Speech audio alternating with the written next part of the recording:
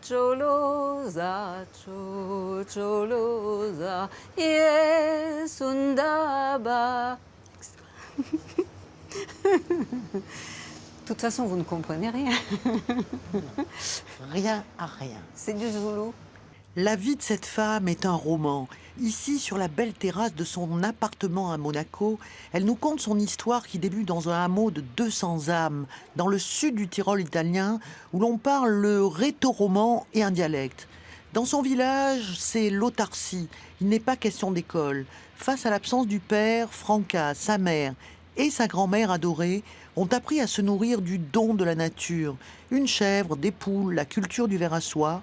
La petite Franca raffole de cette pratique de l'échange, ce troc, cette solidarité qui font un pied de nez à ce que d'autres appellent la pauvreté. On vivait pratiquement sans argent.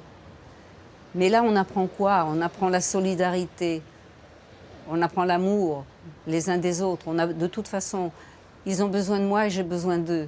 Déjà ça vous forme.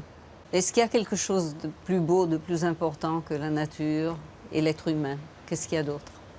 Vous pensez que cette enfance, elle vous a aidé comment? Ben, c'est-à-dire que elle m'aide surtout aujourd'hui.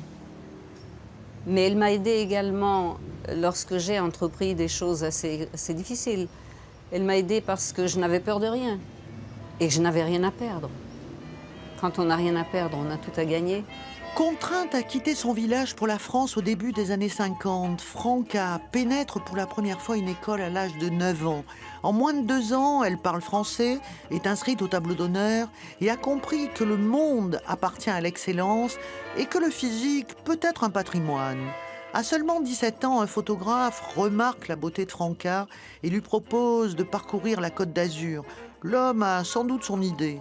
Très vite, il invite sa protégée à se présenter comme Miss Festival à Cannes, Miss Nice, le début d'une carrière de starlette qui va s'approcher des plus grands, Picasso, Cocteau, Wells. L'obsession de Franca est d'aider sa mère. Elle gagne beaucoup d'argent, le théâtre, le cinéma, la chanson lui font parcourir le monde. Longtemps illettrée, Franca n'en a pas moins reçu une éducation stricte, basée sur des valeurs sûres. Ni les hommes, ni cette nouvelle vie bouillonnante n'ont d'emprise sur une vocation dédiée à l'excellence et à sa passion pour la peinture. On pourrait penser que la peinture est un hobby, bon, histoire de s'amuser un peu comme quelques bourgeoises, mais c'est pas le cas. Non, bien sûr. Mon métier de rapport, si je peux l'appeler comme ça, c'était justement pour pouvoir faire la peinture comme je le voulais, sans avoir besoin de vendre, autrement dit, de me plier au goût des autres. Je faisais vraiment ce que je voulais faire de la façon qui me motivait selon l'environnement. Et c'est encore le cas aujourd'hui? C'est encore aujourd'hui, bien sûr.